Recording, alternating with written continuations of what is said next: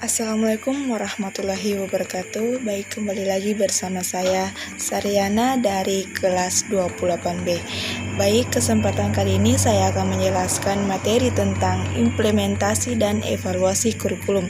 Adapun bagian-bagian yang saya ingin jelaskan, yang pertama yaitu prinsip-prinsip implementasi kurikulum, yang kedua tahap-tahap implementasi kurikulum, yang ketiga model-model implementasi kurikulum, yang keempat kriteria evaluasi kurikulum, dan yang terakhir yaitu langkah-langkah evaluasi kurikulum. Nah, terlebih dahulu kita harus mengetahui apa sih itu pengertian dari implementasi kurikulum. Nah, implementasi kurikulum merupakan suatu penerapan konsep atau program atau tatanan kurikulum ke dalam praktik pembelajaran atau berbagai aktivitas baru, sehingga terjadi perubahan pada sekelompok orang yang diharapkan untuk berubah.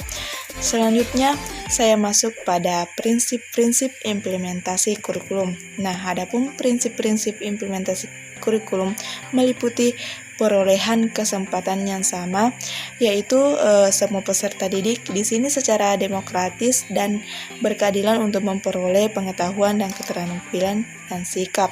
Yang kedua itu berpusat pada anak, itu peserta didik untuk belajar, bekerja sama dan menilai diri sendiri sangat diutamakan agar peserta didik mampu membangun kemauan, pemahaman, dan pengetahuannya. Selanjutnya yang ketiga yaitu pendekatan dan kemitraan. Pendekatan ini berfokus pada kebutuhan peserta didik dan menuntut kemitraan bersama dari peserta didik, guru, sekolah, orang tua, maupun masyarakat dan dunia kerjanya. Selanjutnya yang keempat itu kesatuan dalam kebijakan dan kebersamaan dalam pelaksanaan. Itu standar kompetensi disusun oleh pusat dan pelaksanaannya disesuaikan dengan kebutuhan dan kemampuan masing-masing daerah atau sekolah. Selanjutnya yang kedua yaitu tahap-tahap implementasi, meliputi implementasi kurikulum mencakup 3 pokok, yaitu pertama pengembangan program. Pengembangan program ini mencakup pengembangan program tahunan, semester, bulanan, mingguan, maupun harian. Selanjutnya yang kedua, pelaksanaan pembelajaran.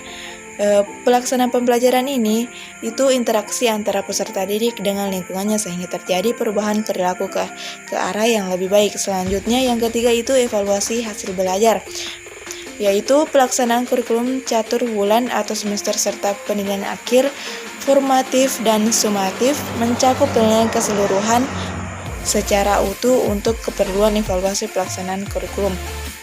Selanjutnya materi ketiga itu model-model implementasi kurikulum, meliputi model studi kasus. Model studi kasus ini adalah model utama dalam evaluasi kualitatif. Evaluasi model studi kasus ini memusatkan perhatiannya pada kegiatan pengembangan kurikulum di satu satuan pendidikan.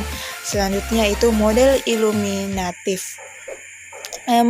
Model ini mendasarkan dirinya pada paradigma antropologi sosial.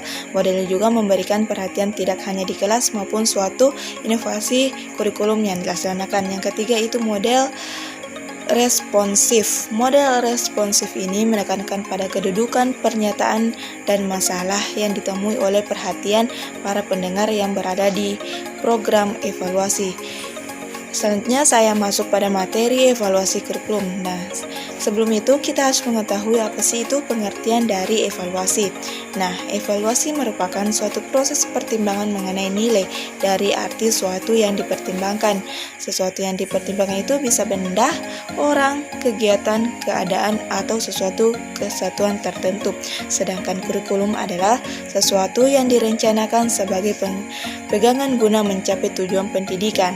Selanjutnya kita masuk pada materi evaluasi. Yang pertama yaitu kriteria evaluasi kurikulum, meliputi kriteria penilaian tujuan, seleksi peserta didik, isi kurikulum, pemilihan isi pendidikan umum, pemilihan isi dalam pengajaran pokok atau kelompok inti.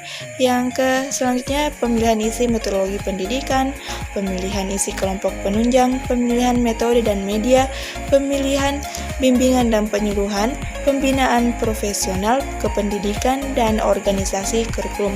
Adapun materi terakhir mengenai langkah-langkah evaluasi kurikulum meliputi fokus. Bagian pertama dari produk yang sangat penting untuk menentukan sifat dari evaluasi meliputi langkah identifikasi audiens. Yang kedua, mengklarifikasi tujuan evaluasi, menjelaskan informasi yang dibutuhkan, menentukan informasi yang telah ada. Selanjutnya, mendefinisikan prinsip-prinsip dari evaluator. Yang kedua yaitu persiapan meliputi teknik-teknik dalam pengumpulan data. Ketiga, analisis perhitungan secara statis atau menjelaskan hasil dari informasi yang telah dikumpulkan. Yang terakhir yaitu laporan adalah langkah terakhir yang meliputi interpretasi dan analisis keadaan yang direkomendasikan atau disebarkan. Sekian materi dari saya. Wassalamualaikum warahmatullahi wabarakatuh.